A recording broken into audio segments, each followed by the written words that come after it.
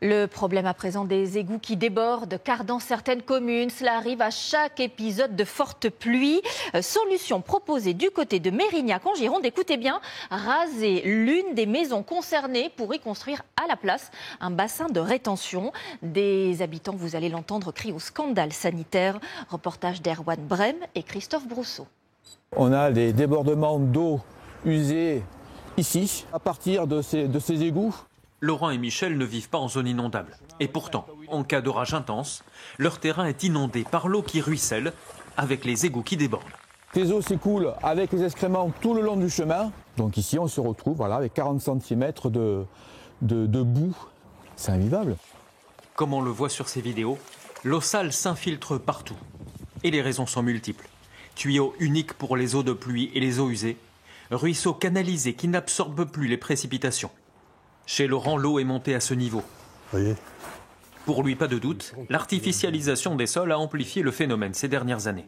Quand ils ont construit toute l'avenue, il y a eu 7 résidences de réalisées. Les débordements étaient toujours de plus en plus importants. Plusieurs habitations individuelles ou collectives sont concernées.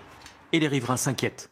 La bactérie Escherichia coli a été détectée chez l'un des habitants tombés malades. L'Escherichia coli peut être mortel. Il faut savoir que ces agents pathogènes peuvent rester très longtemps, jusqu'à plusieurs années, parfois 20 ans dans les sols. La solution que les pouvoirs publics proposent, c'est le rachat de la maison de Frédéric, la plus en contrebas, pour en faire un bassin de rétention. Mais il estime que la proposition est insuffisante.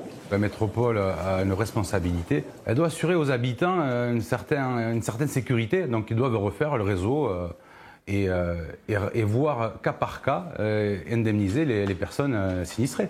Pour la responsable du dossier à la métropole, c'est une question d'adaptation aux précipitations de plus en plus intenses.